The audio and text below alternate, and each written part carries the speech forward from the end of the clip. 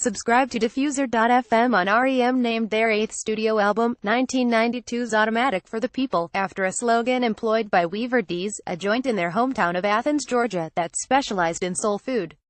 But the musicians didn't just enjoy soul food, they were fans of soul music, an influence that got obscured by the music press' constant references to the Byrds and New York punks. But R.e.m. loved R&B records. They goofily covered Archie Bull and the Drells' Tighten Up in the 80s, and some soul aficionados compared Bill Berry's drumming to that of Booker T and the M.G.'s member Al Jackson Jr. It was Berry who came up with the rough idea for R.e.m.'s most soulful original song, Everybody Hurts. In mid-1991, Berry, guitarist Peter Buck and bassist keyboardist Mike Mills met up to begin working on music for the band's follow-up to Out of Time. Singer Michael Stipe would enter the creative process later, which was standard operating procedure for R.e.m. One day, the drummer, who also played other instruments, brought in a new idea. Bill wrote most of it, Mills told Melody Maker. He came in with the chords on guitar. We were actually playing with Bill on guitar, Peter on bass and me on drums. It sounded terrible. We thought, this sucks. Let's demo it playing our own instruments, play it right. Buck described the initial version of the song, which had no chorus or bridge, as a country-ish ballad. As R.e.m.'s instrumental trio kept at it, the song began to develop a more soulful feeling. We went through about 4 different ideas and how to approach it, and eventually came to that Stax, Otis Redding, Pain in My Heart kind of vibe, Buck recalled, via R.e.m. HQ. I'm not sure if Michael would have copped that reference, but to a lot of our fans it was a Staxy type thing, with Mills playing Booker T. Jones to Buck Steve Cropper. Everybody Hurts became something of a soul ballad. It had some of the trademarks of a Stax ballad, including an arpeggiated guitar part, electric piano and 128-time signature.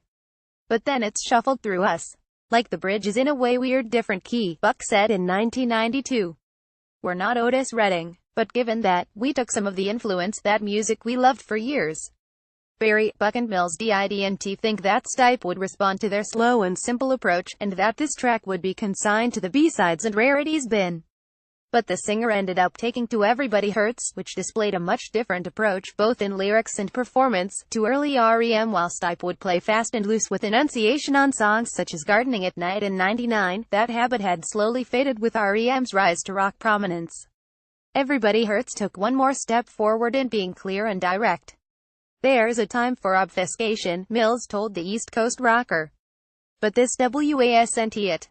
Many times since the release of Automatic, R.e.m.'s members have discussed the lyrical ideas of Everybody Hurts, explaining that the anti-suicide sentiments of the song were directed at teenagers, or anyone, really, who might need to be reminded that so many people share pain, sadness and dark thoughts. The band had written political songs before and elsewhere on this album, but this was R.e.m.'s first message song. And the message was, you're not alone. In an ironic twist, the man who was most responsible for the song ended up barely playing on it. Instead of Berry's drumming, the majority of the track features a metronome-like beat created by a $20 Univox drum machine, although Bill was the one who programmed it. Stipe and I couldn't live with this dumb drum machine, which is just as wooden as you can get, the drummer told Pulse in 1992. We wanted to get this flow around that human and non-human at the same time. Berry's normal drums show up for the song's bridge, and again at the end, when his crisp pounding helps bring Everybody Hurts to a soaring conclusion, aided in no small part by full complement of strings. The orchestration was the work members of the Atlanta Symphony Orchestra, supervised by John Paul Jones. Via producer Scott Litt, R.e.m. had asked the Led Zeppelin bassist about arranging strings for Everybody Hurts and 3 other Automatic songs. He agreed and collaborated on the overdubs in the spring of '92. John Paul Jones was great to work with, Buck said and revealed the story of R.e.m. He knows his way backwards and forwards on just about every instrument. He's a great arranger and a super sweet guy. Everybody Hurts became the 4th track on Automatic for the People, which came out in October 1992, as well as the 4th single R.e.m. released from the album.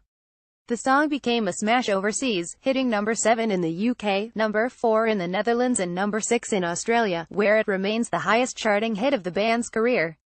Everybody Hurts also went over well in R.e.m.'s home country, going to number 29 on the Billboard Hot 100. The commercial success was helped, maybe even overshadowed, by the song's music video. In one of R.e.m.'s most iconic clips, the band finds themselves in the middle of a traffic jam shot by Jake Scott on a freeway in San Antonio. Subtitles flutter between song lyrics and, in a Fellini-esque touch, the unheard thoughts of R.e.m.'s fellow motorists, in snippets that are funny, strange and devastating. The band gets out of their car, Stipe starts to sing and everyone is moved to just get out and walk. Michael is probably the best artist I've worked with in terms of understanding his performance, even though he's so insecure all the time. Scott, who is the son of big-time film director Ridley Scott Alien, Blade Runner, told Spin in 1995. In Everybody Hurts, he felt exposed and agoraphobic, and I think that worked for the video. It's rare that somebody has the confidence and awareness to look awkward and quite afraid in front of the camera. MTV agreed, playing the video early and often and awarding it multiple Moonman in 1993's Video Music Awards, at which R.e.m. performed the song for only the second time in public. As with Out of Time, the band had again chosen to forego a tour to promote Automatic. But in the following years, Everybody Hurts became a frequent part of R.e.m.'s set and was featured as the band's final full performance in 2008 in Mexico City.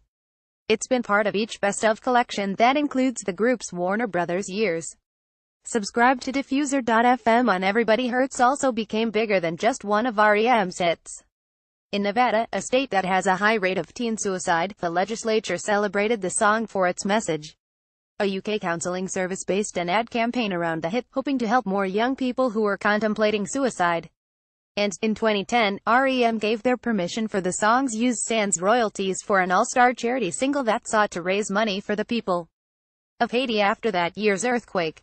If the song has been perceived as too square, maudlin or basic by some music fans, Mills thinks that's due to the song's overexposure on the airwaves. But it's clear that the members of R.e.m. take pride in it, especially Stipe. I don't remember singing it, but I still kind of can't believe my voice is on this recording, he wrote in Part Lies, Part Heart, Part Truth, Part Garbage 19,822,011. It's very pure. This song instantly belonged to everyone except us, and that honestly means the world to me. R.e.m. albums ranked in order of awesomeness. Next, The Sidewinders' Leaps Tonight adds levity to Automatic for the People.